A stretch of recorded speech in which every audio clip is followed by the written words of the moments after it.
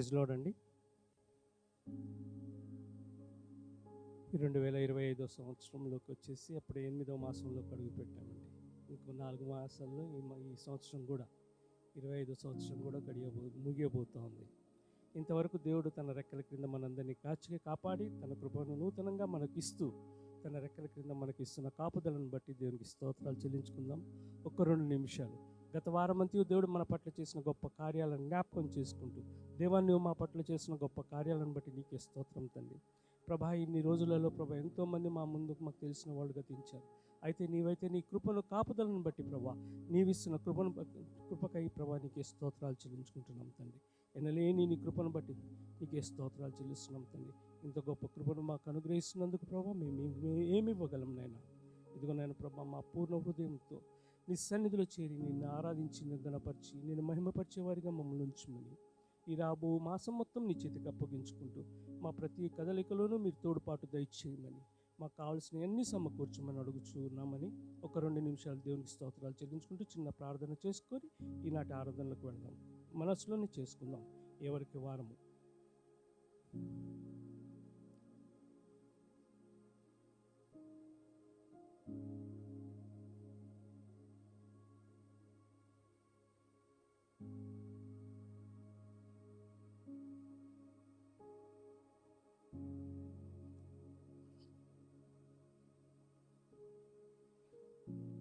ప్రార్థన చేసుకుందామండి. మమ్మల్ని మికిలిగా ప్రేమించిన మా గొప్ప దేవా నైనా తండ్రి, స్తోత్రం నైనా, స్తోత్రం తండ్రి. ఇదిగోనైనా ప్రభా, గత 7 మాసాలు మమ్మల్ని సురక్షితంగా క్షేమంగా ఉంచి ప్రభా అన్ని విషయాల్లోనూ నీ కాపుదలో దయచేసి ప్రభా 8వ మాసం మొదటి ఆదివారం రోజు ప్రభా నీ సన్నిధిలో గడపడానికి నీవు ఇచ్చిన భాగ్యాన్ని బట్టి నీకే స్తోత్రాలు చెల్లించుకుంటాం తండ్రి. ఇంత గొప్ప భాగ్యాన్ని ప్రభా మాకు ఇచ్చినందుకు ప్రభా మేమేం చేయగలం తండ్రి. ఇదిగోనైనా ప్రభా మా పూర్ణ హృదయంతో పూర్ణ ఆత్మతో ప్రభా నీ సన్నిధిలో చేరి నిన్ను గణపరిచే వారిగా మమ్మల్ని ఉంచమని అడుగుచూ ఉన్నాం తండ్రి. ఎనలేని నీ కృపా కాపుదలను ప్రభా అనుక్షణం మాకు అనుగ్రహిస్తున్నావు తండ్రి. ఇదిగోనైనా ప్రభా మేము జీవించున్నామంటే ప్రభా, ఇలా మేము సరిగ్గా ఉన్నామంటే ప్రభా, అన్ని విషయాలను ప్రభా నీ సమృద్ధి కలిగి ఉన్నామంటే ప్రభా అది నీ ఉచితమైన కృపనే తండ్రి. ఇలాంటి గొప్ప కృపను పొందలేక ఎంతోమంది నశించిపోతున్నారు. అయితే నీవు మమ్మల్ని ఏర్పరచుకుని ఎన్నుకొని నీ సన్నిధిలో నిలబెట్టుకున్నందుకు నీకే స్తోత్రం తండ్రి. ఈనాటి ఆరాధన జ్ఞాపకం చేసుకొని తండ్రి. ఇదిగోనైనా ప్రభా మొదటి నుంచి తుది వరకు నీ చేతికి అప్పగించుకుంటున్నామయ్యా. ప్రతి విషయంలోనూ ప్రభా, ప్రతి విషయంలోనూ, పాటల్లోనూ, షార్ట్ మెసేజ్లోను, మెయిన్ మెసేజ్లోను, బల్ల ఆరాధనలోను ప్రభా అన్నిట్లోనూ ప్రభా నీ కృప దయచేయమని మొదటి నుంచి తుది వరకు నీ చేతికి అప్పగించుకుంటూ ఈనాటి ఆరాధనలో మాతో పాటు నీవు మాకు తోడుగా ఉండి ప్రభా ఎలాంటి ఆటంకాలు లేకుండా అన్ని విషయాలను నిన్ను మహిమపరిచేవారుగా మమ్మల్ని అందరూ ఉంచమని, ఎవరైతే రావాల్సి ఉందో వారందరినీ త్వరగా రప్పించి నీ మహిమార్థకరంగా ఈ కార్యక్రమాన్ని వాడుకోమని మా ప్రభువైన యేసుక్రీస్తు పేరిట ప్రార్థించి వేడుకుంటున్నాం తండ్రి. దయచేసి నిల్చుందామా అండి. మన దేవుని సన్నిధిలోకి మనందరము కుతూహలము, ఆర్భాటము. మన దేవుని సన్నిధిలో కుతూహలం ఉంటుందంటే అలాగే ఆర్భాటము. ఎందుకంటే ఆయన దేవదూతల తోటి దివారాత్రములు స్తోత్రుడు, మహిమకరుడు అని అనంతరము స్తుతించబడుచున్న దేవుడు. అలాంటి గొప్ప దేవుని మనం మనస్ఫూర్తిగా స్తుతించుకుందాం.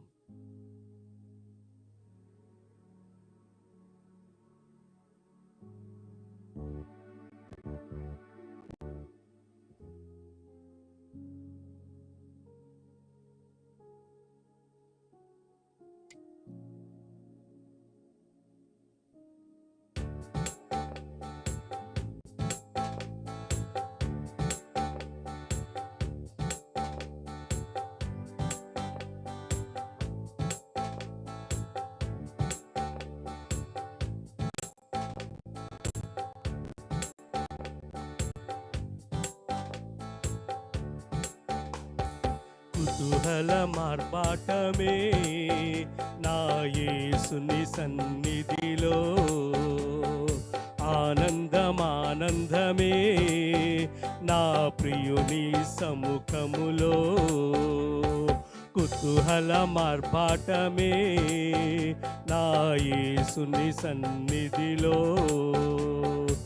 ఆనందమే నా ప్రియుని సముఖములో.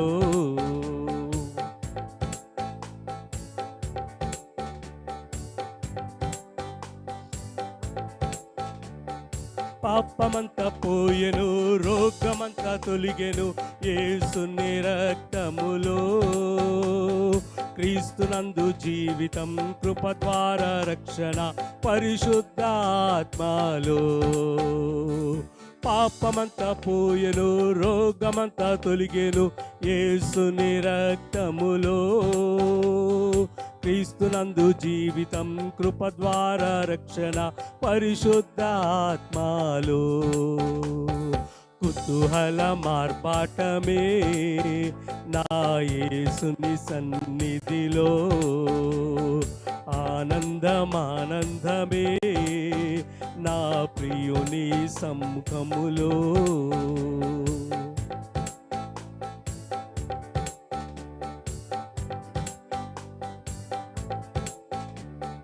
దేవాది దేవుడు ప్రతిరోజు నివసించే దేవాలయం నేనే. ఆత్మలో నా దేవుడు గుర్తించే నన్ను, అద్భుతమే. దేవాది దేవుడు ప్రతిరోజు నివసించే దేవాలయం నేనే. ఆత్మలో నా దేవుడు గుర్తించే నన్ను, అద్భుతమే. కుతూహల మార్పాటమే నా యేసుని సన్నిధిలో.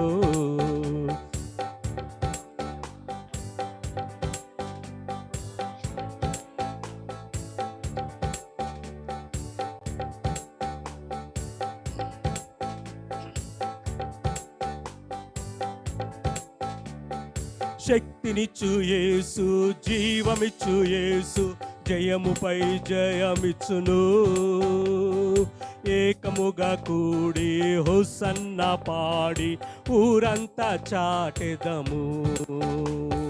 శక్తినిచ్చు యేసు, జీవమిచ్చు యేసు, జయముపై జయమిచ్చును. ఏకముగా కూడి హోసన్న పాడి ఊరంతా చాటెదము.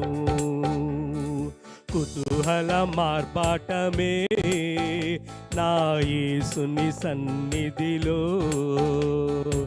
ఆనందమానందమే నా ప్రియుని సముఖములో.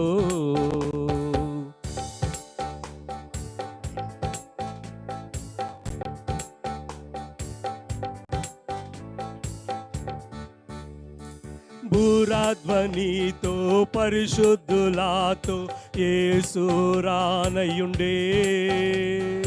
ఒక్క క్షణములోనే రూపాంతరం పొంది మహిమలో ప్రవేశిద్దాం.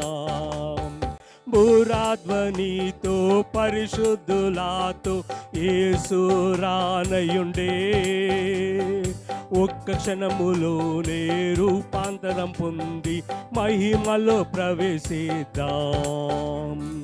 కుతూహల మార్బాటమే నా యేసుని సన్నిధిలో. ఆనందమానందమే నా ప్రియుని సముఖములో. కుతూహల మార్బాటమే నా యేసుని సన్నిధిలో. ఆనందమానందమే నా ప్రియుని సముఖములో. కుతూహల మార్బాటమే నా యేసుని సన్నిధిలో. ఆనందమానందమే నా ప్రియుని సముఖములో. దయచేసి కూర్చుందామండి.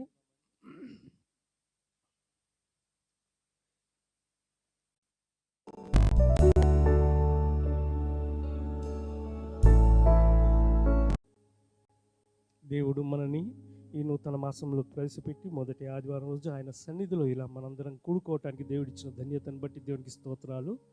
ఈ సమయంలో మీతో చిన్న షార్ట్ మెసేజ్ పంచుకోవడానికి దేవుడిచ్చిన తనాన్ని బట్టి దేవునికి స్తోత్రాలు చెల్లించుకుంటున్నాం. మనం ఇప్పుడే పాడుకున్నాం కదండి చివరి మాటలో, భూరధ్వనితో పరిశుద్ధులతో యేసు రానయుండే. ఒక్క క్షణంలోనే రూపాంతరం పొంది మహిమలో ప్రవేశిద్దామని. అంటే చివరి వచనం చూద్దామండి. రూపాంతరం పొంది అంటే రూపాంతరం అంటే ఎలా చేస్తాం, మనము ఎలా పొందగలము? అది ఏదన్నా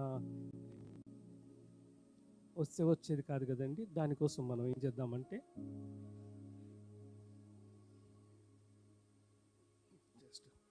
యోహాను సువార్త 3వ అధ్యాయం 3వ వచనం ఒకసారి చూద్దామా?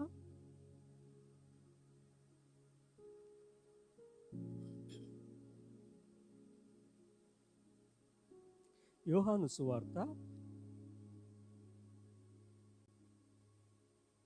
ఉమ్, ఉమ్.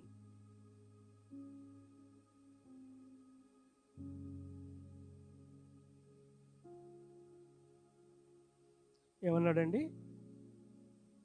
నూతనముగా జన్మించితేనే కానీ ఒకడు దేవుని రాజ్యాన్ని చూడలేడు, నీతో నిశ్చయముగా చెప్తున్నాను అన్నాడు. ఇంతకుముందు మనం పాడుకున్నాం, రూపాంతరం చెంది మహిమలో ప్రవేశిస్తామని. దానికై ముందు ఇది జరగాలండి. ముందు మనం మహిమలో ప్రవేశించి మనం పరిశుద్ధులతో కలిసి ఉండాలంటే, ఆ రూపాంతరం చెందాలంటే మనం ముందుగా నూతన జన్మ కావాలి. దీనికి కంటిన్యూస్గా మనం ఒకటి 2 కొరింథీ 5:17 ఒకసారి చూద్దామా?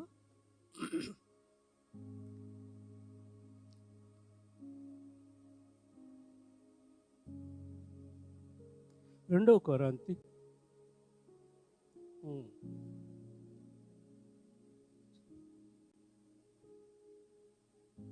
ఏమైందంటే ఇక్కడ పాతవి గతించిపోయినాయి. మన పాత జీవితాన్ని పోగొడితే కానీ మనం నూతన జీవితంలోకి ప్రవేశించగలం. నిన్న డేట్ అయిపోతే కానీ కొత్త డేట్లోకి వెళ్ళలేము. అలాగే మన జీవితంలో కూడా పాపం అనే గతాన్ని మనం అందరం వదిలిపెట్టి నూతనంగా ఆయన సన్నిధిలోకి రాగలిగితే అప్పుడు మనం, ఈ మాట ఎవరో అనలేదండి. ఏ మాట? దీనికంటే ముందుగా ఉంటుంది. దీని తర్వాత అదే యోహాను సువార్తలో 4వ వచనంలో కూడా ఒక మాట ఉంటుందండి. 5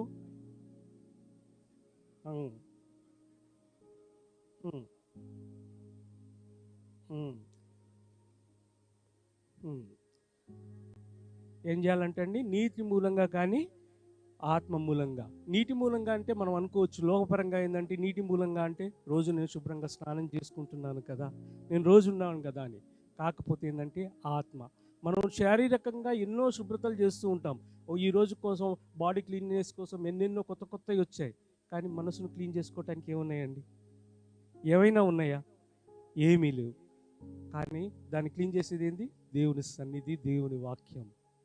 దేవుని వాక్యము, దేవుని సన్నిధి, దేవుని వాక్యమే. అలాంటిది మనం మనుషుల్లో దేవునిలోకి ప్రవేశించడానికి దేవుడు మనకి ఇచ్చిన తరుణాన్ని. గత 7 మాసాలు మనందరం ఎన్నో పాపాల గుండా, ఎన్నో చీకటి గుండా రావచ్చు. నూతన సృష్టి అనేది వెలుగు.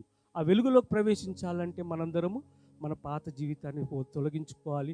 మన మనసులో ఉన్న మలినాన్నిటిని తీసివేయాలి. దీనికోసం మనం చూద్దామండి. 1 పేతురు 1:23.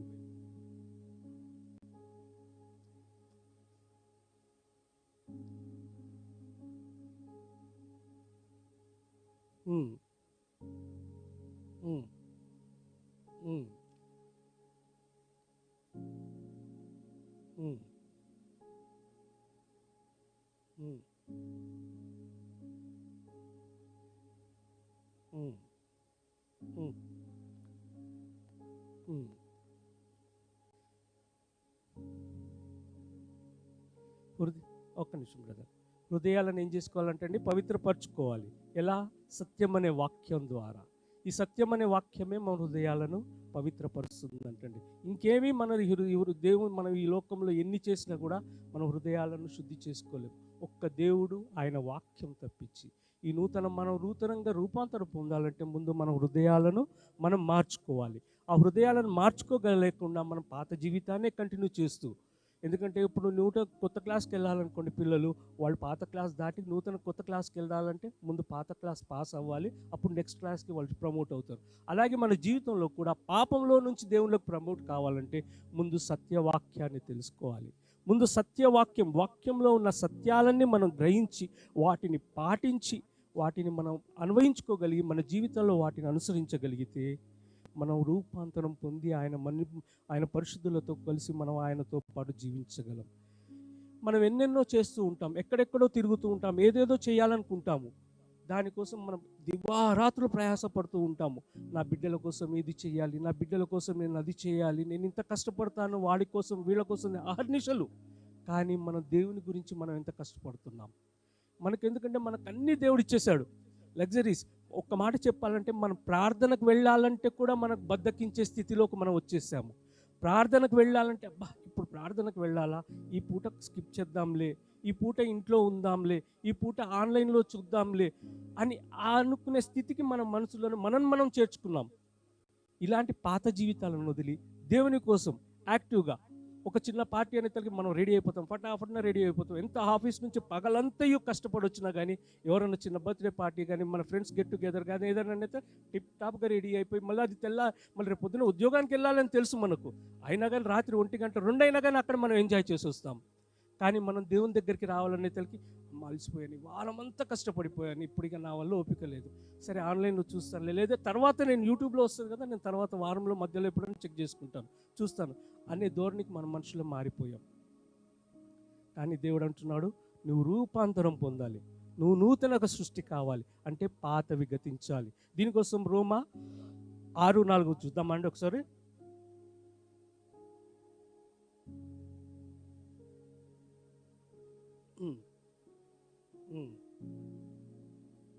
అదే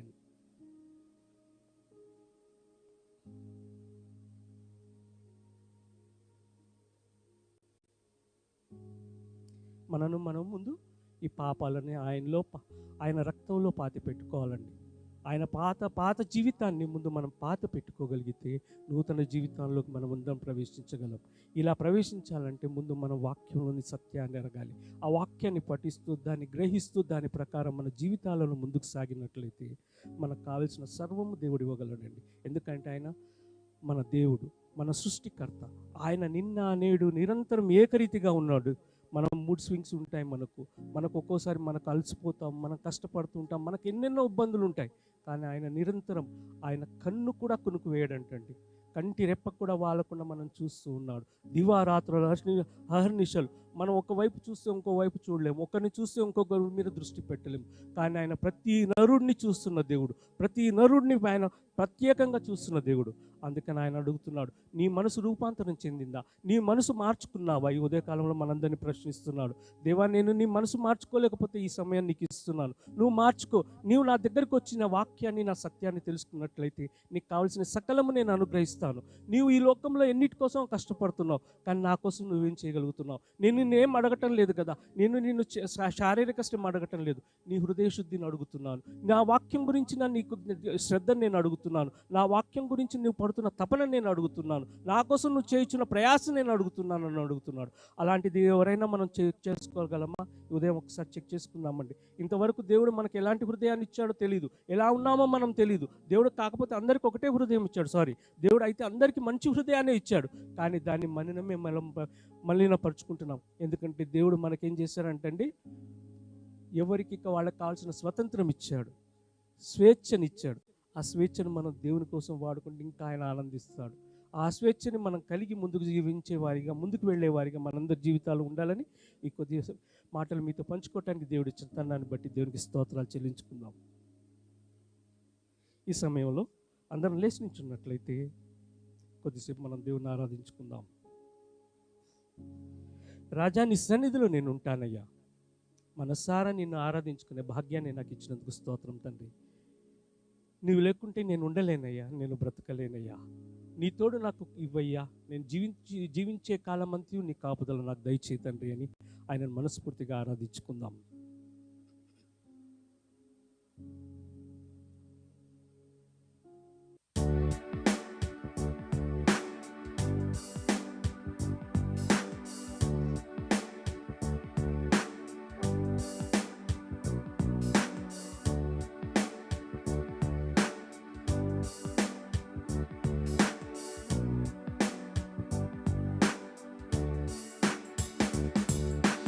రాజా, నీ సన్నిధిలో నేనుంటానయ్యా, మనసారా ఆరాధిస్తూ బ్రతికేస్తానయ్యా. రాజా, నీ సన్నిధిలో నేనుంటానయ్యా, మనసారా ఆరాధిస్తూ బ్రతికేస్తానయ్యా. మనసారా ఆరాధిస్తూ బ్రతికేస్తానయ్యా. మనసారా ఆరాధిస్తూ బ్రతికేస్తానయ్యా. నేనుండాలేనయ్యా, నే బ్రతుకాలేనయ్యా, నేనుండాలేనయ్యా, నే బ్రతుకాలేనయ్యా. నీవే లేకుండా నేనుండాలేనయ్యా, నీ తోడే లేకుండా నేనుండాలేనయ్యా. నీవే లేకుండా నేనుండాలేనయ్యా, నీ తోడే లేకుండా నే బ్రతుకాలేనయ్యా. రాజా నీ సన్నిధిలో నేనుంటానయ్యా, మనసారా ఆరాధిస్తూ బ్రతికేస్తానయ్యా, మనసారా ఆరాధిస్తూ బ్రతికేస్తానయ్యా.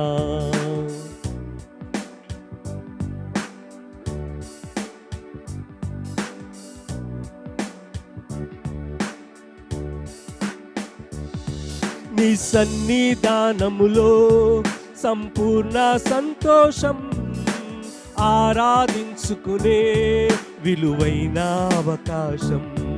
నీ సన్నిధానములో సంపూర్ణ సంతోషం, ఆరాధించుకునే విలువైన అవకాశం. కోల్పోయినవన్నీ నాకు ఇచ్చుటకును, బాధల నుండి బ్రతికించుటకును. కోల్పోయినవన్నీ నాకు ఇచ్చుటకును, బాధల నుండి బ్రతికించుటకును.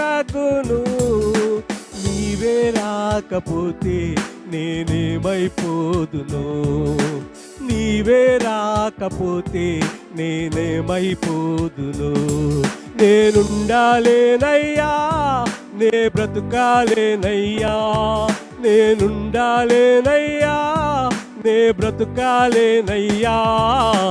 నీవే లేకుండా నేనుండాలేనయ్యా, నీ తోడే లేకుండా నే బ్రతుకాలేనయ్యా. నీవే లేకుండా నేనుండాలేనయ్యా, నీ తోడే లేకుండా నే బ్రతుకాలేనయ్యా. రాజా నీ సన్నిధిలో నేనుంటానయ్యా, మనసారా ఆరాధిస్తూ బ్రతికేస్తానయ్యా, మనసారా ఆరాధిస్తూ బ్రతికేస్తానయ్యా. మనం ఒంటరి పోరు ఈ జీవితంలో ఎన్నోసార్లు ఒంటరి వారమని మనం బాధపడుతూ ఉంటాం. నాకు ఎవరు లేరు, ఎవరు తోడు లేరు, ఎవరు గైడ్ చేసేవారు లేరు, ఎవరు నడిపించేవారు లేరు, నా జీవితం అంతా ఒంటరితనమేనా, నా జీవితం అంతా ఎడారి లాంటి బ్రతుకేనా అని మనం ఎన్నోసార్లు కృంగిపోయి కృషించిపోయినప్పుడు ఆయన అంటున్నాడు, ఒంటరి వాడిని నేను 1000 మంది చేస్తాను చెప్పిన దేవుడు, నేనున్నా నీకు తోడు, నువ్వు ఇంకెందుకు భయం అని ఆయన వాగ్దానం చేసిన దేవుడు. అలాంటి గొప్ప దేవుడు మనకున్నందుకు ఆయన మనస్ఫూర్తిగా ఆరాధించుకుందాం.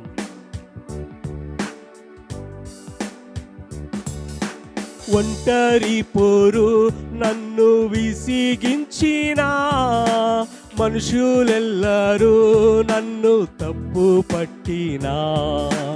ఒంటరి పోరు నన్ను విసిగించినా, మనుషులెల్లరూ నన్ను తప్పు పట్టినా. ఒంటరి వాడే 1000 మంది అన్నావు, నేనున్నానులే భయపడకు అన్నావు. ఒంటరి వాడే 1000 మంది అన్నావు, నేనున్నానులే భయపడకు అన్నావు. నేనంటే నీకు ఇంత ప్రేమ ఏంటయ్యా, నేనంటే నీకు ఇంత ప్రేమ ఏంటయ్యా, నేనంటే నీకు ఇంత ప్రేమ ఏంటయ్యా, నేనంటే నీకు ఇంత ప్రేమ ఏంటయ్యా. నేనుండాలేనయ్యా, నే బ్రతుకాలేనయ్యా, నేనుండాలేనయ్యా, నే బ్రతుకాలేనయ్యా.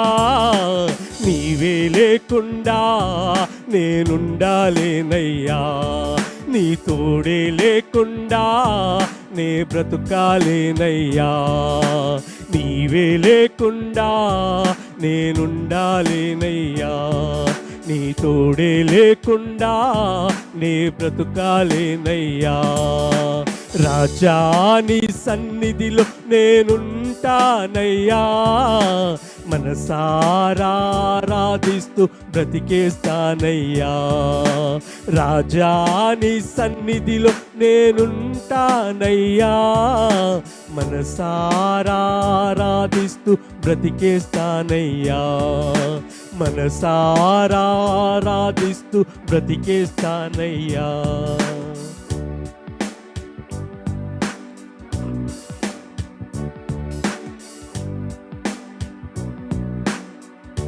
అవును దేవా, నా ఊపిరాగే వరకు ప్రభా, నేను ఈ జీవితంలో ఉన్నంత కాలం, నా జీవితం ఉన్నంత కాలం తండ్రి ఈ లోకంలో నీ దారిలో నడవడానికి కృపను నాకు దయచేయ్యా.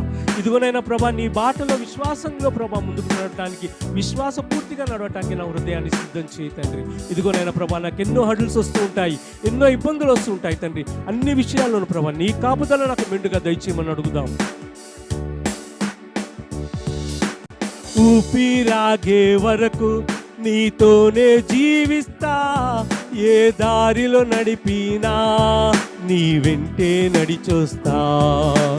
ఊపిరాగే వరకు నీతోనే జీవిస్తా, ఏ దారిలో నడిపినా నీ వెంటే నడిచొస్తా. విశ్వానికి కర్త నీవే నా గమ్యము, నీ బాటలో నడచుట నాకెంతో ఇష్టము. విశ్వానికి కర్త నీవే నా గమ్యము, నీ బాటలో నడచుట నాకెంతో ఇష్టము. నిన్ను మించిన దేవుడే లేడయ్యా, నిన్ను మించిన దేవుడే లేడయ్యా.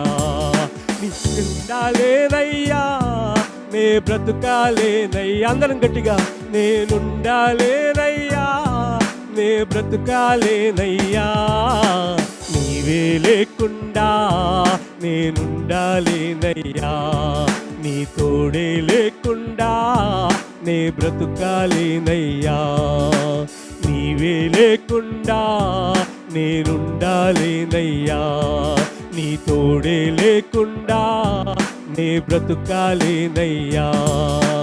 రాజా నీ సన్నిధిలో నేనుంటానయ్యా, మనసారా ఆరాధిస్తూ బ్రతికేస్తానయ్యా. రాజా నీ సన్నిధిలో నేనుంటానయ్యా, మనసారా ఆరాధిస్తూ బ్రతికేస్తానయ్యా, మనసారా ఆరాధిస్తూ బ్రతికేస్తానయ్యా, మనసారా ఆరాధిస్తూ బ్రతికేస్తానయ్యా. అవును ప్రభా, నీ సన్నిధిలో మమ్మల్ని గడపడానికి మాకు ఇచ్చిన గొప్ప భాగ్యాన్ని బట్టి నీకే స్తోత్రం తండ్రి. ఈ రీతిగా నిన్ను ఆరాధించుకునే భాగ్యాన్ని మా అందరికి ఇచ్చినందుకు మరొకసారి నీకు కృతజ్ఞతాస్తుతులు చెల్లించుకుంటూ ఈ సమయంలో నీ దాసుడి ద్వారా ప్రభా నీ వాక్యాన్ని విత్తబోచున్నగా తండ్రి, నీ దాసుని బలంగా నిలబెట్టుకుని ప్రభా ఏ హృదయానికి ఎలాంటి వాక్యం కావాలో ప్రభా ఆ వాక్యంతో నింపమని అడుగుచ్చు. ఈ ఆరాధన యావత్తు నీకే సమర్పించుకుంటున్నాం తండ్రి. ఆమేన్. దయచేసి కూర్చుందామండి.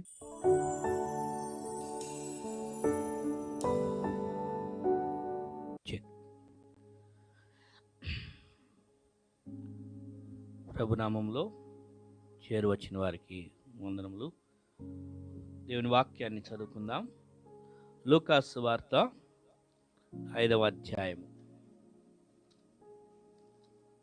లూకాసు వార్త 5వ అధ్యాయము 1వ వచనం నుండి 11వ వచనం వరకు ఉత్తర ప్రత్యుత్తర రీతిగా మనం చదువుకుందాం. లూకా 5:1 నుండి 11 వరకు. ఒక వచనం నేను చదువుతాను, ఒక వచనం మీరు చదవండి. జనసమూహము దేవుని వాక్యము వినుచు ఆయన మీద పడుచుండగా ఆయన గెన్నేసరెతు సరస్సు తీరమున నిలిచి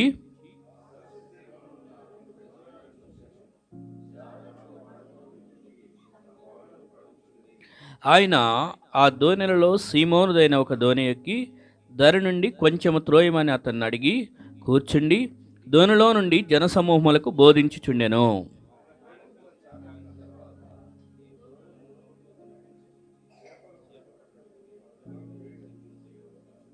సీమోను, ఏలినవాడా, రాత్రి అంతయు మేము ప్రయాసపడితిమి గాని మాకేమీ దొరకలేదు. అయినను నీ మాట చొప్పున వలలు వేతునని ఆయనతో చెప్పెను.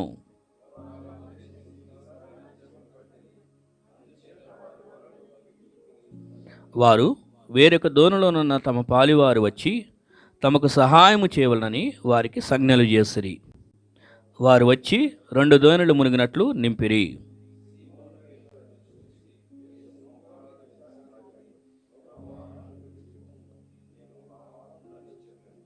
ఏలయనగా వారు పట్టిన చేపల రాశికి అతడును అతడితో కూడనున్న వారందరూ విస్మయముందిరి.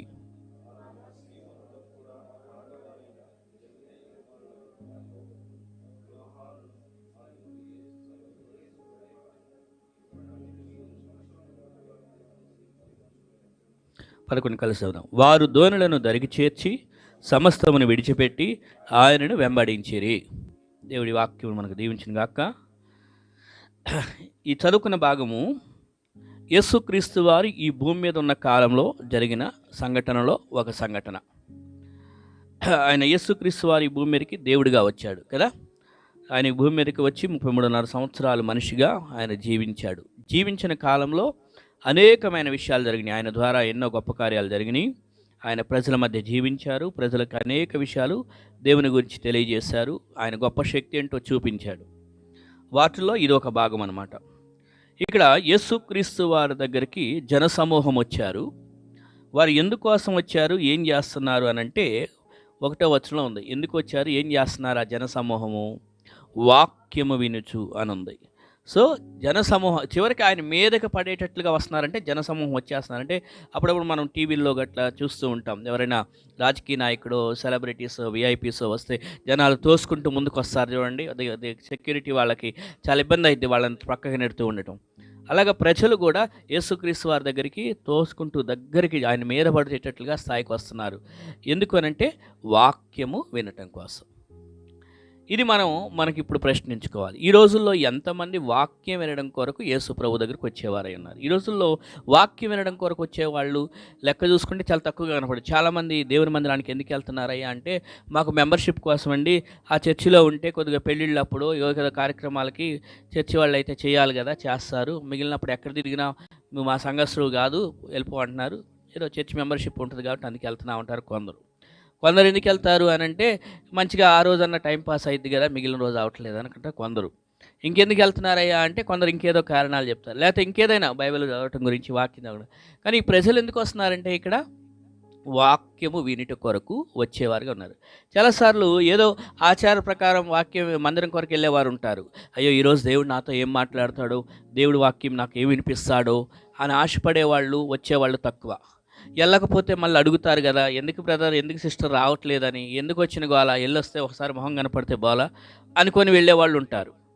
కానీ నిజమైనటువంటి కోరిక ఏమై ఉండాలంటే దేవుని సన్నిధికి వెళ్ళినప్పుడు నీ వాక్యం వినాలి అనే ఉద్దేశంతో రావాలి. అందుకని ఒక భక్తుడు పాట పాడాడు కదా, నీ స్వరము వినిపించు ప్రభువా నీ దాసుడు ఆలకిస్తున్నాడని పాడాడు. ఆ పాట ఎంతో మాధుర్యం ఉంటుంది.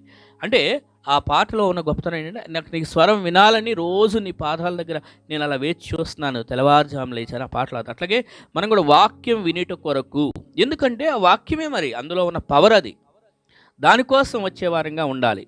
కొందరు మందిరాలకు ఎందుకు వెళ్తారంటే అక్కడ వర్షిప్ చాలా బాగుంటుంది బ్రదర్, ఆ మ్యూజిక్ ప్లేయరు పలానా మ్యూజిక్ ప్లే చేస్తాడు, లేకపోతే అక్కడ ఉన్నటువంటి ఆ ఎన్విరాన్మెంటు, ఆ యొక్క అట్మాస్ఫియరు అన్నీ బాగుంటాయి బ్రదర్, అందుకే వెళ్తాను అనుకుంటారు. మంచిది, అవన్నీ ఆరాధన చేసేవాళ్ళు మంచి మ్యూజిక్ వాయించడం, మంచి పాటలు పాడటం, ఆ ప్లేస్ అంతటిని కూడా మంచిగా ఎలా డెకరేట్ చేసి పెట్టడం, లేకపోతే చక్కని గొప్ప వాళ్ళు అక్కడికి వస్తూ కూర్చొని ఉన్నట్టు వెళ్తూ ఉండటం మంచిదే.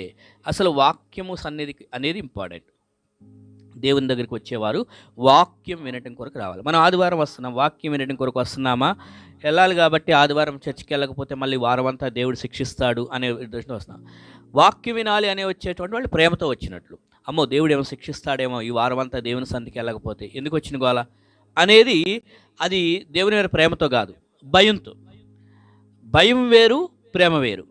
అమ్మో హోంవర్క్ చేయకపోతే టీచర్ కొడతాడు, లేకపోతే డాడీ కొడతాడు అనుకున్నదేను, అమ్మ మా డాడీ మాట నేను వినాలి, మా డాడీ నన్ను ఎంతో ప్రేమిస్తున్నాడు, ఆయన మనసుని నేను ఎందుకు నొప్పించాలి, ఆయన మాట నేను వింటే నాకు సంతోషం కదా, నాకు మేలే కదా అనుకునే దానికే అబ్బో లేకపోతే కొడతారు మళ్ళీ, దెబ్బల భయం. దెబ్బల భయంతో చేసిన దానికిను ప్రేమతో చేసిన దానికి డిఫరెన్స్ ఉంటుంది. సో ఇక్కడ వాక్యం వినడానికి వస్తున్నారు అన్నప్పుడు అక్కడ ప్రేమతో వస్తున్నారు. మనం కూడా దేవుని వాక్యం పట్ల ప్రేమ కలిగిన వారంగా ఉండాలి అనేది ప్రాముఖ్యమైన అంశమై ఉండాలి. అక్కడ ఆ యొక్క సముద్ర తీరానికి వాక్యం వినడానికి వచ్చారు. సరే, అక్కడ ఉన్నటువంటి ఈ ఎవరైతే జాలర్లు ఉన్నారో వారి పని వారు చేసుకుంటూ ఉన్నారు. రాత్రిపూట ఏం చేస్తారంటే జాలర్లు చేపలు పట్టడానికి వెళ్తారు.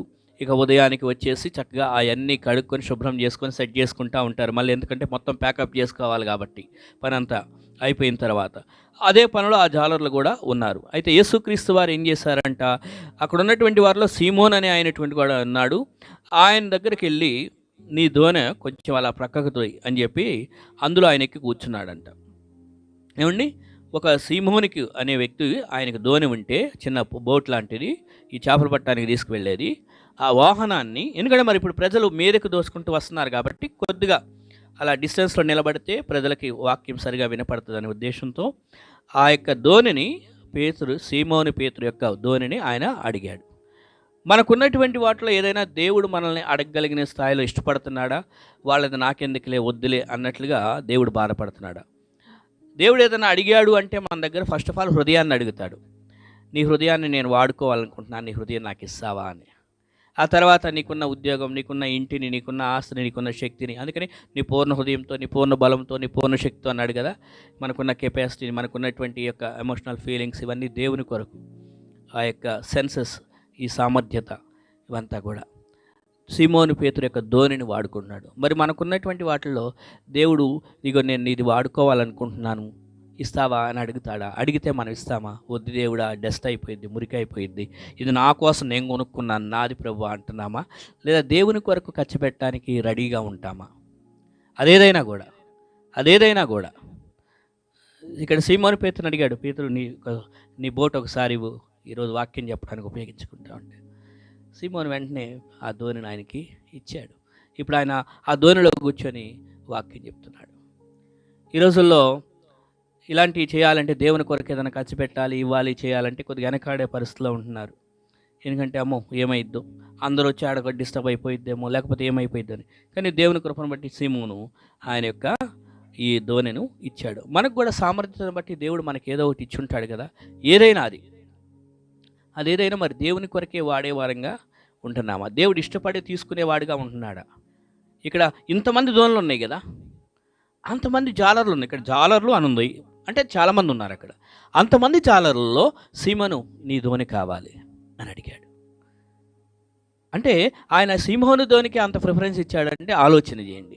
మరి సంఘంలో చాలామంది ఉంటారు, లేకపోతే సమాజంలో చాలామంది ఉంటారు, కానీ ప్రత్యేకంగా ఒక్కోసారి నీ హృదయంలో కొన్ని విషయాలు దేవుడు నిన్ను అడుగుతాడు.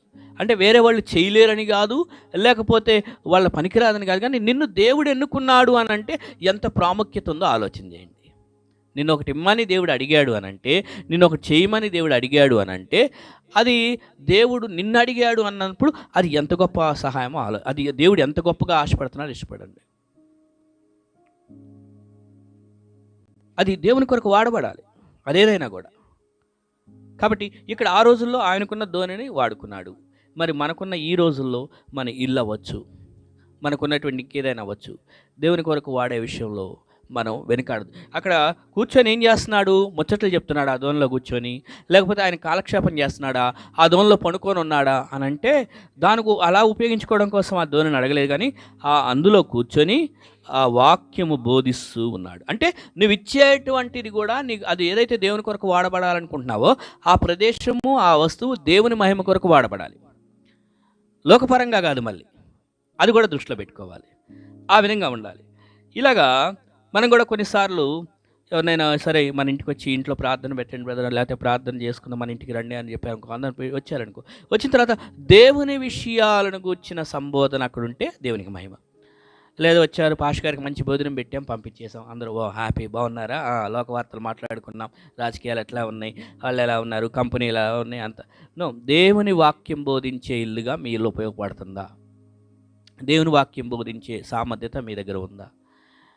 వచ్చి నలుగురు గ్యాదర్ అయ్యారు అంటే అక్కడ దేవుని వాక్యం కొరకు మనం కేటాయించాలి. అది మనం నేర్చుకోవాల్సిన విషయం. ఇక్కడ దేవుని వాక్యం ఎందుకని, దేవుని వాక్యం కొరకు ఎందుకు అంతగా మనం కష్టపడాలి? అంత అవసరమా? యేసుక్రీస్తు వారు కూడా ఈ వాక్యమే అంత బోధించాల్సిన పని ఉందంటే యోహాను సువార్త 6వ అధ్యాయము 27వ వచనంలో మనకి ఒక ఆన్సర్ కనబడుతుంది. యోహాను సువార్త 6వ అధ్యాయం 27వ వచనం చదువుతారా?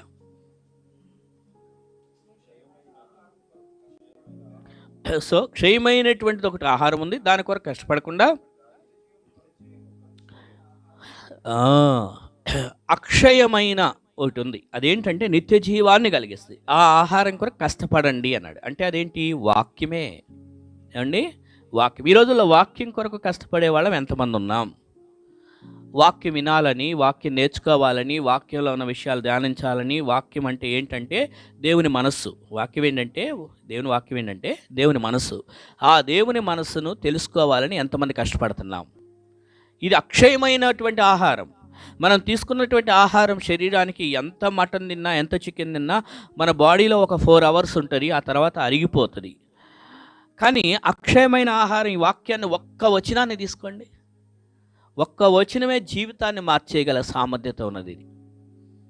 ఒక్క చిన్న లైన్లు చాలు మనిషి జీవితాన్ని చాలా గొప్పగా మార్చడానికి. ఇది అక్షయమైనటువంటి, అందుకని భూమి ఆకాశములైనా గతించిపోతాయి కానీ దేవుని వాక్యంలో మాత్రం పొల్లైనా దాటిపోదు. ఈ లోకమంతా గడ్డి పువ్వు లాంటిది, అవి కాలిపోతాయి, అరిగిపోతుంటాయి, అవన్నీ గాలికి వాడిపోతుంటాయి. కానీ వాక్యం ఉంది చూసారా, ఇది నిత్యము నిలిచేది. ఇది అక్షయమైనటువంటి. మరి ఈ అక్షయమైన ఆహారం కొరకు మనం ఎంతవరకు సమయం కేటాయిస్తున్నాం, ఎంతవరకు దీనికి ప్రాముఖ్యతనిస్తున్నాం? ఈ అక్షయమైన ఆహారం కొరకు మనం ఎంతవరకు కష్టపడుతున్నాం? ఇక్కడ కష్టపడడం అనే పదం ఉంది కదా, లేబర్ అనే పదం వాడింది. ఇప్పుడు మామూలుగా పొందుకున్న దానికి కష్టపడి పొందిన దానికి ఎంత డిఫరెన్స్ ఉంటుందో ఒకసారి ఆలోచన చేయండి. మామూలుగా పొందుకున్న దానికి పెద్ద వాల్యూ ఇవ్వకపోవచ్చు మనం, అందుకే అంటారు కదా, ఫ్రీగా వద్దు బ్రదర్, ఫ్రీగా ఇస్తే వాల్యూ తెలియదు అంటారు చూడండి. కొద్ది గొప్ప ఫీజు పెట్టాలి, ఛార్జ్ పెట్టాలంటారు. ఎందుకనేది ఇది నేను విలువ పెట్టి కొన్నాను అని దానికి ఒక వాల్యూ ఇస్తాం మనం. అలాగే వాక్యం కొరకు కూడా మనం కష్టపడాలి. వేరే వాటికి కష్టపడతాం, ఎక్కడికన్నా వెళ్ళాలంటే కష్టపడతాం, డబ్బులు ఖర్చు పెడతాం, ఇంకేదన్నా చేయాలంటే కష్టపడతాం. మరి వాక్యం కొరకు కష్టపడతామా? అమ్మో అక్కడ చేయాలంటే ఇప్పుడు దీనికి ఇంత ఖర్చు అయిద్దా, లేకపోతే ఇంత అవుతుందా, వద్దులే అని వెనకాడతామేమో. కానీ దేవుని వాక్యము పంచిపెట్టే విషయంలో, దేవుని వాక్యాన్ని మనం వినే విషయంలో ఖర్చు అయినా పర్వాలా, వెళ్తాను. ఇంత పెట్రోల్ ఖర్చు అయిపోయిద్దేమో, పర్వాలా, దేవుని వాక్యం వినడానికి వెళ్ళక తప్పదు.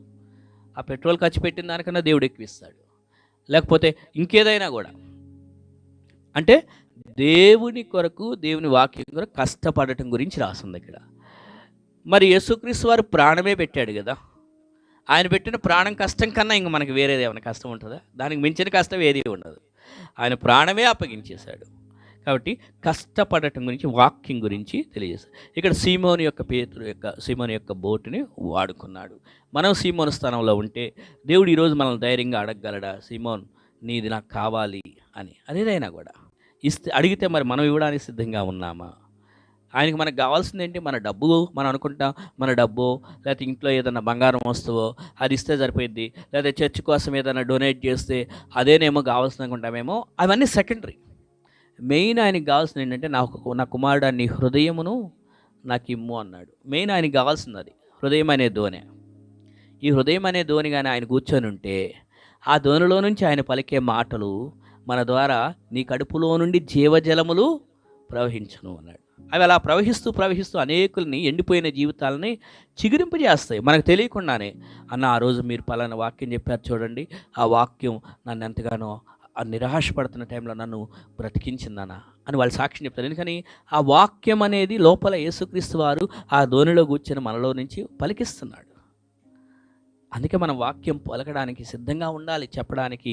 బయట కూర్చున్నప్పుడు, బయట వెళ్ళే ప్రజలతో అక్కడ ఇక్కడ మనం వాక్యం ఇచ్చిన దానికన్నా ఇంకా ఎక్కువ ఏ గిఫ్ట్ కాదు. చాలామంది ఏదైనా గిఫ్ట్ ఇస్తే, ఏదన్నా మనం పెద్ద బంగారు వస్తువు తయారు చేసి ఇస్తేనో, ఇంకేదో విలువైన బ్రాండెడ్ ఏదైనా కొనిస్తేనో గొప్ప గిఫ్ట్ అనుకుంటామేమో. కానీ వాక్యం అనే 2 మాటలు చెప్పండి వాళ్ళకి, ఆ టైంలో వాళ్ళకి ఆ టైంలో వాళ్ళకి ఆ విలువ తెలిగిపోయిద్దేమో. కానీ తర్వాత మాత్రం ఆ విలువ గొప్పగా వాళ్ళకే తెలిసిద్ది. ఆ జీవితమా, ఆ రోజు ఈ మాట నన్ను పలానా వ్యక్తి ఈ వాక్యం ద్వారా గద్దించాడు, లేకపోతే ఈ వాక్యం ద్వారా నన్ను హెచ్చరించాడు, ఈ వాక్యం ద్వారా నన్ను ఆదరించబట్టే కదా ఈరోజు నాకు ఇలాగ మేలు జరిగింది అనుకుంటారు. వాక్యాన్ని బోధించడం కన్నా, అంటే వాక్యాన్ని పంచిపెట్టడం కన్నా గొప్ప పని మనం చేయగలిగింది ఏం లేదండి. అది గొప్ప విషయం. అదే అందుకని ఈ హృదయం అనే ధోనిలో ఆయన కూర్చొని ఉన్నాడు అనుకో, వాక్యం బోధిస్తూ ఉంటాం, ప్రజలకు అది ఆశీర్వాదకరంగా ఉంటుంది. అయితే దాని కొరకు అది అయిన తర్వాత అక్కడతో ఆగిపోలేదు. కానీ ఇప్పుడు ఇక శిష్యుల దగ్గరికి వచ్చాడు. శిష్యుల దగ్గరతో వాళ్ళతో చెప్తున్న పనులు, వాళ్ళు చేయాల్సిన పని ఏంటి అని అంటే, ఇక్కడ లోక 5వ అధ్యాయంలో బోధించిన తర్వాత ఆయన ఏం చేశాడు? 4వ వచనంలో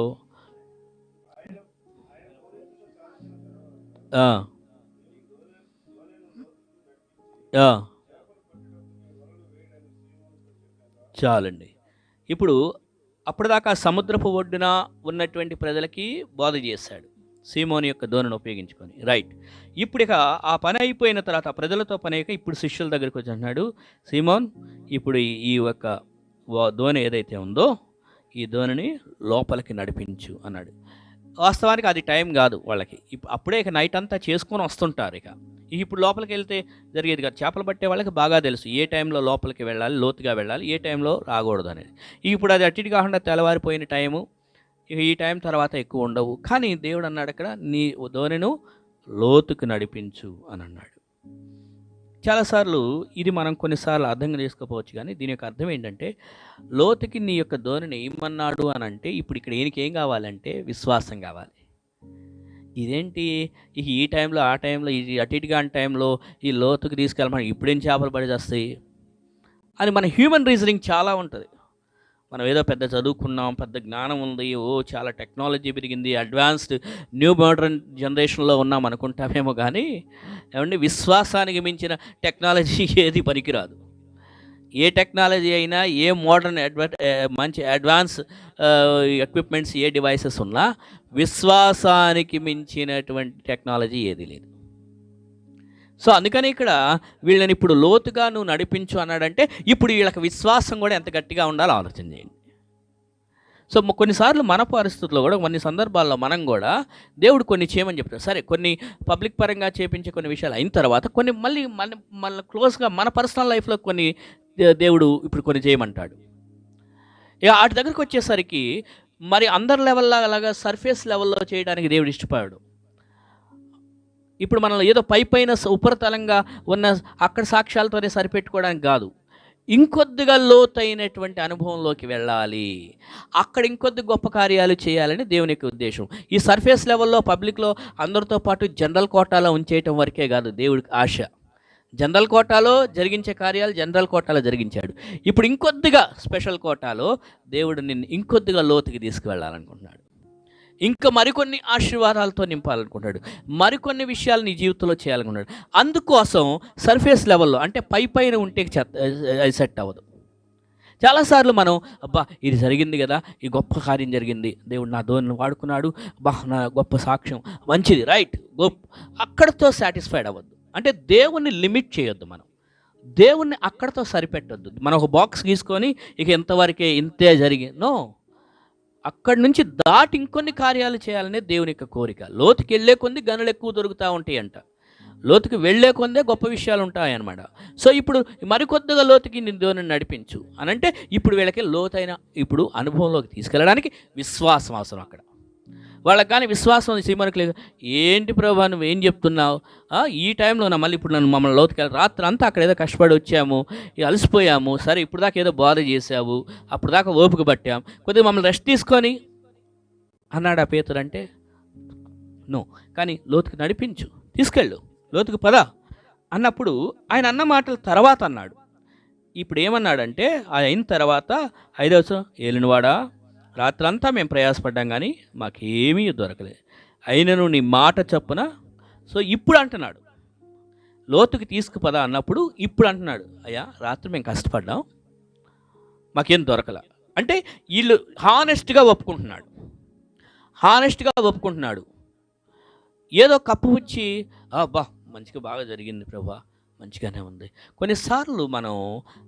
కొన్నిసార్లు జీరో లెవెల్లో ఏదన్నా అయినప్పుడు బయటికి దాన్ని కన్ఫెస్ చేయడానికి సిగ్గుగా ఫీల్ అవుతాం. కానీ దేవుడు అది మెచ్చడు. ఎందుకు, ఏ విషయంలో మనం అవమానంగా ఫీల్ అవ్వాలి, ఏ విషయంలో సిగ్గుగా ఫీల్ అవ్వాలి? ఎస్, కష్టపడ్డాం, దాని రిజల్ట్ దొరకలేదు, దాన్ని హానెస్ట్గా ఒప్పుకునే విషయంలో దేవుని దగ్గర సిగ్గెందుకు, భయం ఎందుకు? ఇక్కడ పేతురు హానెస్ట్గా ఒప్పుకున్నాడు, ఎస్ ప్రభా రాత్రి కష్టపడ్డాం కానీ ఏం దొరకలేదు. మనం కూడా కొన్ని విషయాల్లో హానెస్ట్గా ఉంటే హానెస్ట్ని బట్టి దేవుడి దగ్గర ఇంకా దేవుడి కార్యాలు చేస్తాడు అని ఒప్పుకున్నాడు. దీంట్లో సందేహము ఉండొచ్చు, అట్ ద సేమ్ టైం హానెస్ట్గా ఒప్పుకున్నాడు. ఆయనకి సందేహం ఉన్నప్పటికీ కూడా హానెస్ట్గా ఒప్పుకున్న కోణాన్ని కూడా మనం గమనిస్తే, అందుకనే అయితే ఆయన ఒకవేళ సందేహంతోనే ఆగిపోయినట్లయితే ఆ సందేహంగానే మిగిలిపోయాడు కాబట్టి ఆయన్ని మనము సెట్ అవ్వడు దేవుడు చెప్పిన మాట వినడానికి అంటాం. కానీ ఆయన ఏమనంటే తర్వాత వచనంలో నీ మాట చొప్పున వాళ్ళు వేస్తాడు. అక్కడ ఏమన్నాడు, నీ మాట చొప్పున నువ్వు చెప్పావు కదా. అంటే ఆయనకి తెలుసు, ఆయన చెప్పాడు అని అంటే అది కార్యం జరిగిందని. సో మనం కూడా కొన్ని సందర్భాల్లో దేవుడు మనకి చెప్పే మాటలు, నువ్వు ఇది చెయ్యి అని చెప్పే మాటలు, అవి సమయానికి ఆ టయానికి చూడడానికి వియర్డ్గా అనిపించచ్చు మనకి. ఎందుకంటే వాస్తవానికి చేపలు పట్టడానికి వీళ్ళు వెళ్ళే టైం ఏంటంటే ఆ మాసంలో నైట్ పూటే వెళ్తారు, నైట్ చేసి వస్తారు. కానీ ఇక్కడికి వచ్చేసరికి అది టైం కానీ టైం లాగా ఉంది. ఈ టైంలో ఎవరన్నా వెళ్ళి, ఇప్పుడు వీళ్ళు వెళ్ళి ఈ పేతురు వీళ్ళతో ఉన్న టీము యేసు ప్రభుతో వెళ్ళి అక్కడ చూస్తూ ఉంటే, అరే వీళ్ళంతా ఈ టైంలో వెళ్తున్నారు, అసలు షార్ప్గా ఉండేవాళ్ళు జ్ఞానవంతులైతే ఈ టైంలో వెళ్ళరు, ఈ టైంలో వెళ్ళే వాళ్ళంతా ఏదో బుద్ధిహీనులు, లేకపోతే కొత్త వాళ్ళు, ట్రైనింగ్ ఎక్కువ లేనోళ్ళు, ఈ టైంలో కొద్దిగా ఏదో అంతంత మాత్రం అని మాట్లాడుకుంటారేమో. కానీ వాటన్నిటిని ప్రక్కన పెట్టి ఎస్ ఆయన చెప్పాడు మనం చేద్దాం అనే మాటతో, అయ్యా నీ మాట చొప్పున మేము చేస్తాము. ఇప్పుడు ఈ మాట మనం పట్టుకోవాలి, నీ మాట చొప్పున. పేతురు యేసుతో అంటున్నాడు ఇదే మాట. మీరు ప్రారంభం నుంచి చూడండి, యేసు ప్రభు పరిచర్యలో ఆయన ప్రారంభించినప్పుడు ఫస్ట్ ఎక్కడ ప్రారంభించాడు అంటే, పరిచర్య మనకు బైబిల్లో రికార్డ్ అయింది, యోహాను సువార్త 2వ అధ్యాయం నుంచి కనపడింది యేసు ప్రభు వారి పరిచర్య. అంటే బాప్తిసం అవన్నీ అయిపోయిన తర్వాత ఏంటది, ఈ నీటిని అక్కడ ఏం చేశాడంటే ద్రాక్షారసంగా మార్చిన సందర్భం కనాను. అక్కడ ఏం జరిగింది, మరియా ఒక మాట ఉపయోగించింది అక్కడ ఉన్నటువంటి వారితో, ఆయన మీతో చెప్పినది చేయుడి. ఆయన ఏం చెప్తాడో అది చేయి చాలు. అంటే ఆయన చెప్పిన మాటకి అంత శక్తి ఉంది. ఆయన చెప్పిన మాట, ఎందుకంటే మనం ఆది కాండం నుండి ప్రకటన దాకా చూసుకుంటే దేవుని మాట, ఇంత పెద్ద సృష్టి మనం చూస్తున్నాం కదా, ఆయన కలుగుని కాకంటే అయిందండి కదా ఈ సూర్యుడు. అసలు ఆ సూర్యుడు ఏంటి, ఎప్పుడో సృష్టించబడితే ఇప్పటికీ ఇంకా అదే పవర్ఫుల్గా ఉంటుంది. మనిషి ఏదన్నా సృష్టించాడంటే కొన్ని ఇయర్స్ తర్వాత అది ఫేడ్ అయిపోతుంది, దానికి వాల్యూ లేదు, అది అంతమైపోతుంది.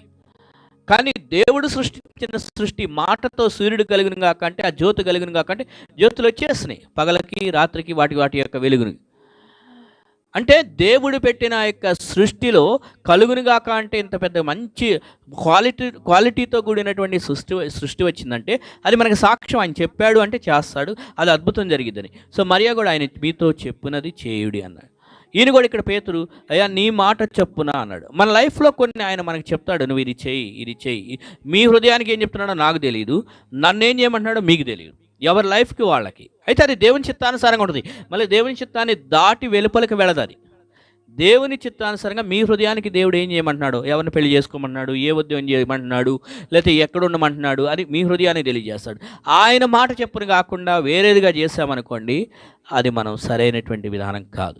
ఇక్కడ నమ్మాడు, లోతుగా వెళ్ళి ఏమంటే ఇప్పుడు ఆ లోతుగా వెళ్ళి చేయడం. మన జీవితంలో ఉపరితల భాగంలోనే కార్యాలు చేసేటట్లుగా దేవుడు విడిచిపెట్టడు, ఇంకా లోతుగా నడిపించి లోతైన అనుభవంలోకి తీసుకువెళ్ళి అక్కడ ఇంకా అద్భుతాలు కార్యాలు చేయాలనే దేవునికి ఉద్దేశం. కాబట్టి ఈ నేటి వాక్యంలో దేవుడు మనకు నేర్పిస్తున్న పాఠం ఏంటంటే, దేవుని మాటకి విధేయత. ఇక్కడ పేతురు విధేయత చూపించాడు. మనలో ఎంతమంది దేవుడి మాట విధేయత అనేది కనపరుస్తున్నాం దేవుని మాటకి? ఎందుకంటే ఆయన చెప్పడానికి చెప్పాడు, కానీ మరి విధేయత చూపిస్తేనే కదా అక్కడ పని జరిగేది.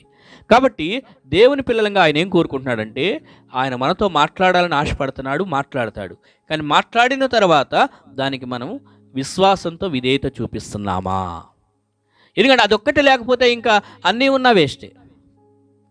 విశ్వాసంతో విధేయత చూపించడమే. ఇప్పుడు ఇంట్లో గదిలో చాలా పెట్టారు, బయట తాళం వేస్తుంది. ఆ ఒక్క తాళం చేయి మాత్రం మీ దగ్గర జేబులో ఉంది, కానీ మీరు ఓపెన్ చేయట్లా, తీయట్లా. ఇంకా ఏం ప్రయోజనం?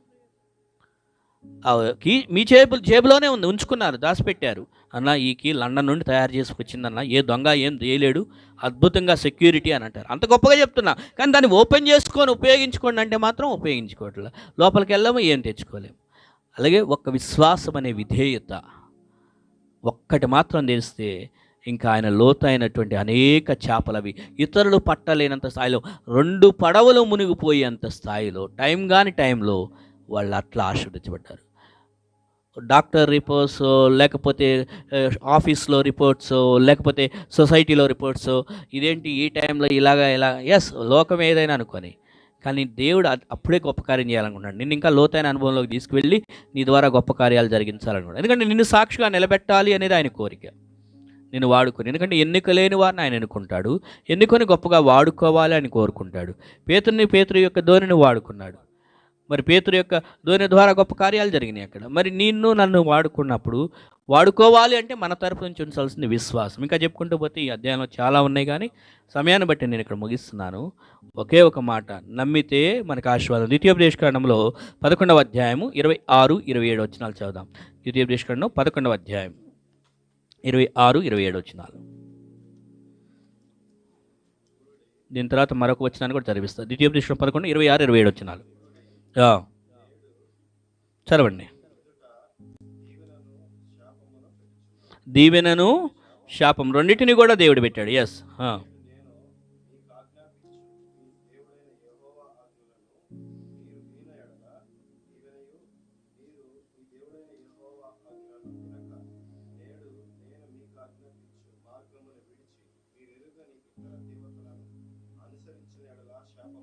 శాపమును పెట్టాను. చూసారా, ఇక్కడ దీవెన మాటలు ఉంది, శాపము ఉంది. వినిన వారికి దీవెన, వినని వారికి శాపము. ఇక్కడ నీ చేప లోతుకి నడిపించు, వలలు వేయి అన్నప్పుడు అతడు హానెస్ట్గా ఒప్పుకున్నాడు. అవును ప్రభా, రాత్రి అయితే నేను చేశాను, కష్టపడ్డాను, దొరకలేదు, బట్ ఇప్పుడు నీ మాట వింటున్నాను, నేను నీ మాట వింటున్నాను అంటే వినట అంటే ఇక్కడ విధేయత చూపిస్తున్నాను, నీ మాటకి నేను లోబడుతున్నాను అన్నాడు. కాబట్టి అందుకే దీవెన వచ్చింది అక్కడ.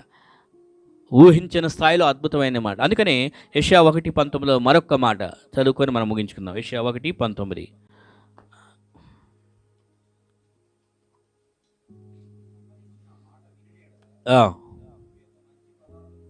అనుభవించరు. మీరు సమ్మతించి నా మాట, సమ్మతించి అంటే దీని అర్థం ఏంటండి? అంటే నాతో అగ్రి అయ్యి కదా, నేను చెప్పిన మాటకి మీరు అగ్రి అయ్యి ఏకీభవించి మీరు వింటే మీరేం చేస్తారంటే భూమి యొక్క మంచి పదార్థములను అనుభవించెదరు. భూమి మీద శ్రేష్టమైనవి అనుకుని దేవుడు మీకు ఇస్తాడు. శ్రేష్టమైనటువంటి ఉద్యోగాన్ని, శ్రేష్టమైన ఇంటిని, శ్రేష్టమైన ఆరోగ్యాన్ని, శ్రేష్టమైన ఆహార పదార్థాలను, శ్రేష్టమైన ఈవులను, శ్రేష్టమైన ఇంటి వస్తువులను, శ్రేష్టమైన వాహనాలని దేవుడిస్తాడు. భూమి యొక్క మంచి పదార్థాలంటే అదే దానికి అర్థం. అబ్బా, మీ దగ్గర మంచి క్వాలిటీది ఇది, అసలు ఇది అందరూ దీన్ని వద్దనుకుంటారు, కానీ మీ దగ్గర ఇది బాగా ఉపయోగపడుతుందండి. అది ఎందుకంటే దేవుడు మీకు అలా చేశాడు. ఎందుకంటే మీరు ఆయన మాట వింటున్నారు, ఆయన సమ్మతించి ఆయన మాట వింటున్నారు, కాబట్టి అది మీకు శ్రేష్టంగా దేవుడు చేశాడు. ఇతరులకు అది శ్రేష్టంగా అర్థం అవ్వకపోవచ్చు, మనకి చేస్తాడు అది. మీరు సమ్మతించి దేవుని మాట విని ఎడల భూమి యొక్క మంచి పదార్థాలు అనుభవిస్తారు. లేదనుకోండి, ఎన్ని తెచ్చుకొని ఇంట్లో పెట్టుకున్నా, ఎంత బ్రాండెడ్ ఐటమ్స్, ఎంత గొప్ప ఉద్యోగము, ఎంత చక్కని విషయాలు ఇంట్లో తెచ్చుకొని పెట్టుకున్నా అవి అలా ఉంటే కానీ అది అనుభవించలేము. మనం అనుభవించలేము. ఎందుకో తెలుసా? ఇదిగో యెషయా 1:19 మీరు సమ్మతించి నా మాట విని ఎడల భూమి యొక్క మంచి పదార్థాన్ని అనుభవిస్తారు.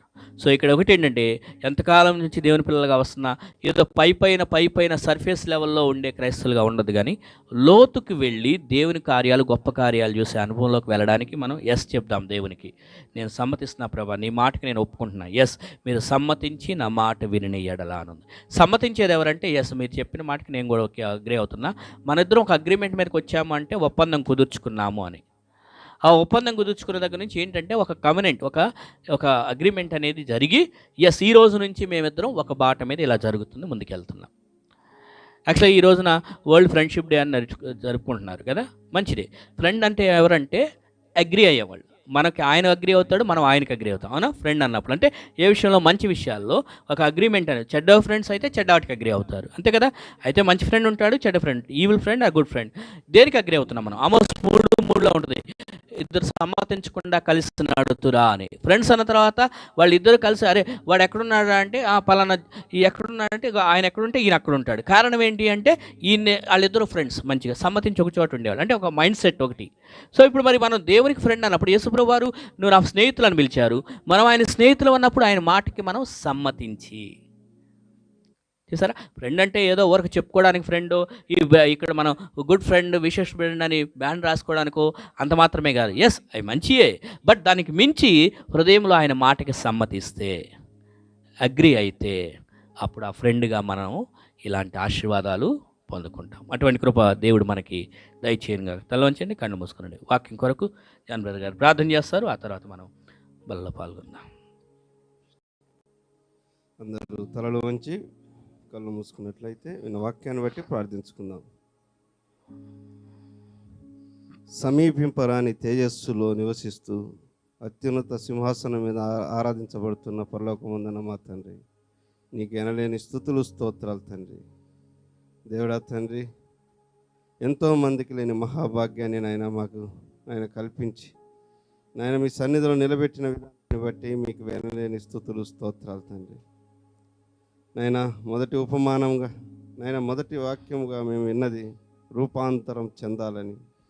నిజమే తండ్రి, మేము రూపాంతరం ఎలా చెందాలి, ఎలా రూపాంతరం చెందితే మేము నాయన మీ రాజ్యంలో ప్రవేశిస్తామని మీ వాక్యం సెలవిచ్చిందో, ఆ యొక్క రూపాంతరాన్ని మేము కలిగి ఉండేలాగా కృపను దయచేయమని వేడుకుంటున్నాం.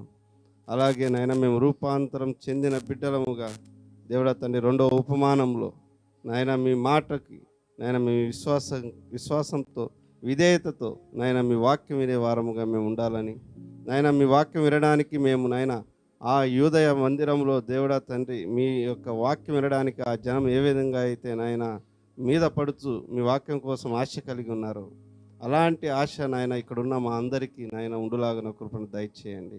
ఎందుకంటే నాయన మీ వాక్యమే మమ్మల్ని బ్రతికిస్తుంది తండ్రి. మీ వాక్యం లేనిది నాయన మేము ఒక్క క్షణం కూడా నాయన బతకలేని వారం నాయన. మీ వాక్యం విని విడిచిపెట్టకుండా మీ వాక్యానుసారంగా నడుచుకునే బిడ్డలుగా మేమందరం ఉండులాగున మా అందరికీ నాయన మీ యొక్క దీవెనలు నాయన మీ వాక్యం ద్వారా నాయన మాకు ప్రసాదించమని, విన్న వాక్యం ఇత్తబడింది తండ్రి. దేవుడా తండ్రి, దాన్ని ఫలింపజేయమని నజరేయుడైన యేసుక్రీస్తు వారి పరిశుద్ధమైన నామంలో వేడుకుంటూ ముగించుకుంటున్నాను పరమ తండ్రి. ఆమేన్. ఆమేన్.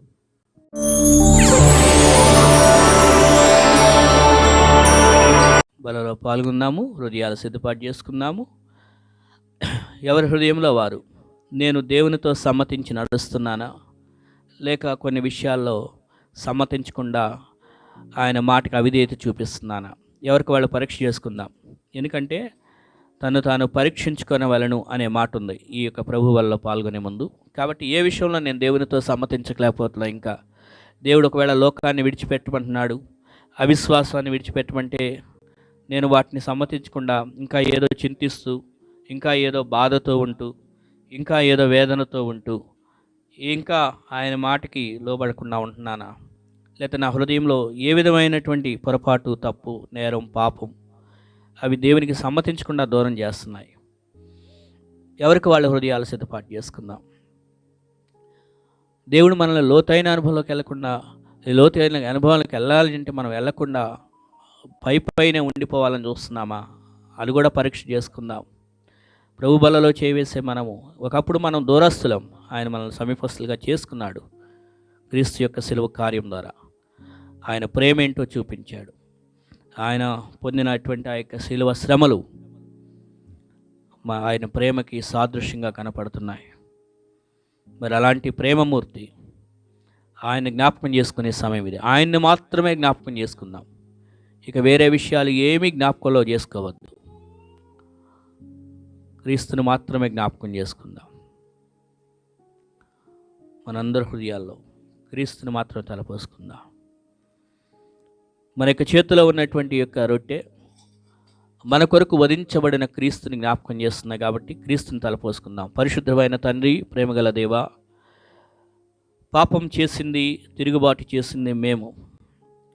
నీ మాటకి సమ్మతించకుండా అవిధేయులుగా దూరం అయిపోయింది మేము.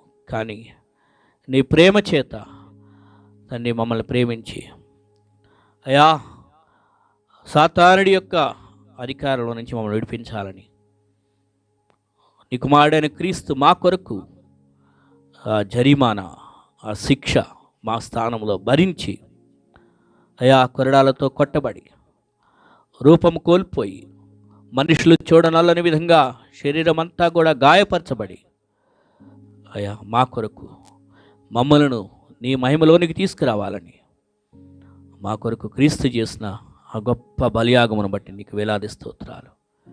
నిన్నే ఆరాధిస్తున్నాం అయ్యా. నీవు చేసిన నీ కుమారుడి ద్వారా నీవు చూపిన ఆ శిలువ కార్యాన్ని బట్టి, ఆ ప్రేమను బట్టి, నీ కృపను బట్టి, నీ కరుణాన్ని బట్టి మేము మీకు ఏమి ఇవ్వగలం ప్రభు? ఏమి ఇవ్వలేక ఈ నా కొద్ది స్తుతి ఆరాధన నీకే సమర్పించుకుంటున్నాను తండ్రి. ఆమేన్. రొట్టెలో పాల్గొందాం.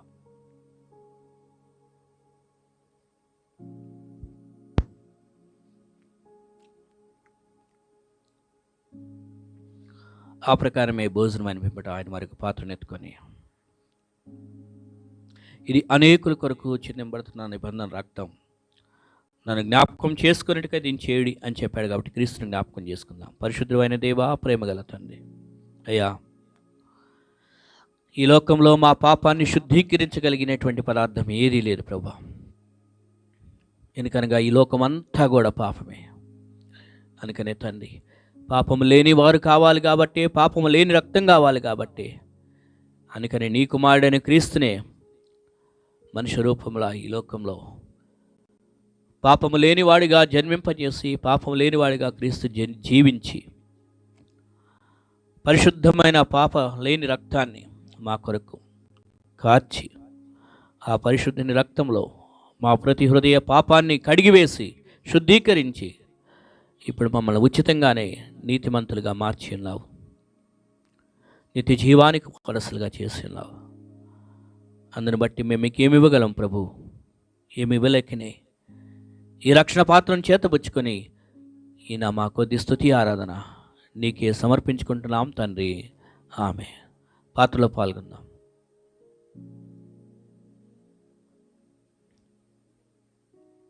పరిశుద్ధుడైన తండ్రి, ప్రేమగల దేవా, నీ పరిశుద్ధ నామానికి స్తోత్రాలు, వందనాలు. అయా క్రీస్తు యొక్క శరీర రక్తాలకి సాదృశ్యమైన ఈ రొట్టెలో పాల్గొనే అవకాశం మా అందరికీ ఇచ్చావు. నీకు వేలాది వందనాలు, స్తోత్రాలు. ఈ దినం ఎవరైతే ఇంకా పాల్గొనలేకపోయారో వారిని క్షమించండి, వారికి మరొక అవకాశం దయచేయండి. బలలో పాల్గొన్న మేము అయా క్రీస్తు వచ్చేంత వరకు కూడా, మేము చనిపోయే రోజు వరకు ఈ ప్రేమ సందేశాన్ని ఇతరులకు తెలియజేస్తూ, ఈ సువార్తను మేము ఇతరులకు పంచుకునేవారుగా మమ్మల్ని సాధనాలుగా వాడుకోమని కోరుకుంటూ యేసు నామములో ప్రార్థించుకుంటున్నాం తండ్రి. ఆమేన్.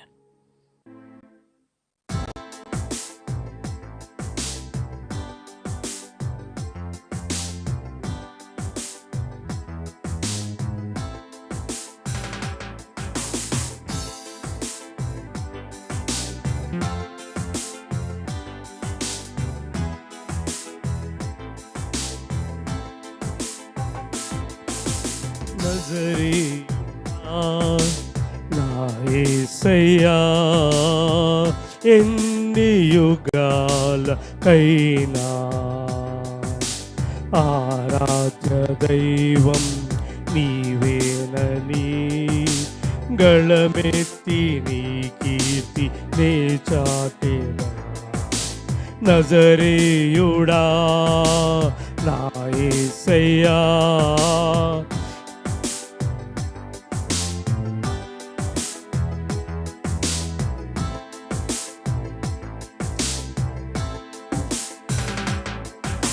ఆకాశ గగనాలను నీ జేణతో కొలచితివే. ఆకాశ గగనాలను నీ జేణతో కొలచితివే. శూన్యములో ఈ భూమిని, శూన్యములో ఈ భూమిని వేలాడదీసిన నా యేసయ్యా, వేలాడదీసిన నా యేసయ్యా, నీకే వందనం,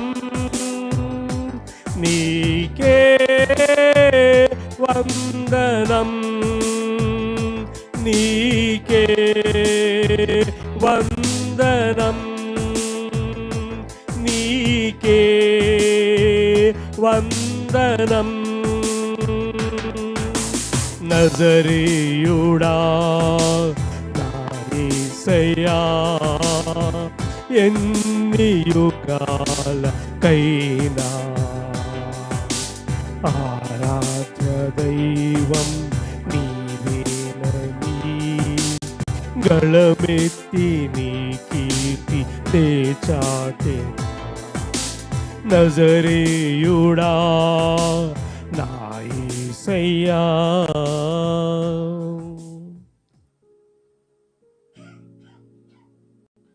మంచిది. దేవుని కృపను బట్టి మనం దేవుని సందుకు వచ్చాం, ఆరాధన చేసుకున్నాం, దేవుని సందులో గడిపాము. ఇంటికి వెళ్ళిన తర్వాత వాక్యాన్ని మళ్ళా చదవండి. ఆ వచనాల్లో, ఆ 11 వచనాల్లో చాలా విషయాలు ఉన్నాయి మనం ధ్యానించి నేర్చుకోవాల్సినవి.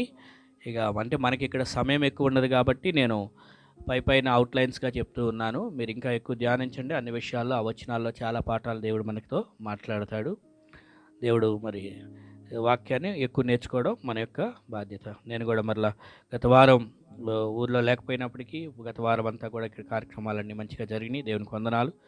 ఈ శుక్రవారం కూడా మళ్ళీ ప్రేయర్ ఉంటుంది. దయచేసి శుక్రవారం ప్రార్థనకి జ్ఞాపకం చేసుకోండి.